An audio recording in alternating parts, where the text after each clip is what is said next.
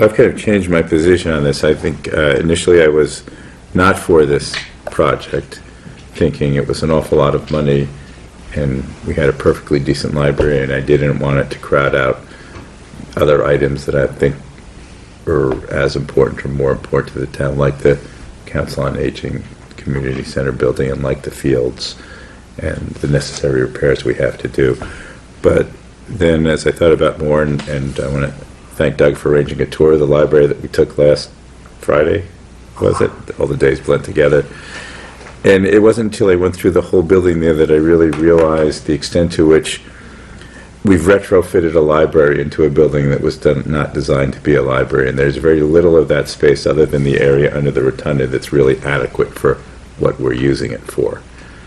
And it's not a question of keeping up with other towns that have nice modern libraries. It's a question of what we could be doing, what we could be offering to citizens of all ages, not just kids. And I just think that we can and should be doing much more. And it does become more of not just a book center or a learning center, but a community center and meetings and a place to do things. And I think it is important to have in the town.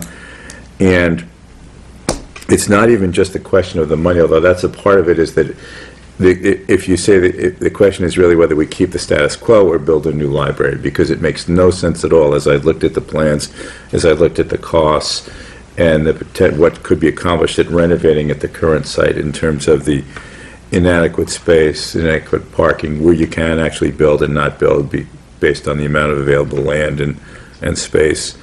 And so whether it's a question of, certainly if you look at it from the point of view of $10 million for not state-of-the-art, up-to-snuff facility versus whether it's 16, 17, 18, whatever the net cost of the town turns out to be, I think it's a worthwhile trade-off to get something that's designed from the ground up to be what it's going to be.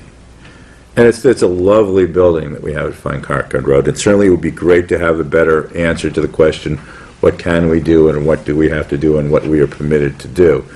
It just seems a shame to me if a building that was deeded to the town in a different era, in a different time, when a different type of town, a different size town, different functional library can still be used to keep us from having what we would want in the 21st century. It would be just a darn shame.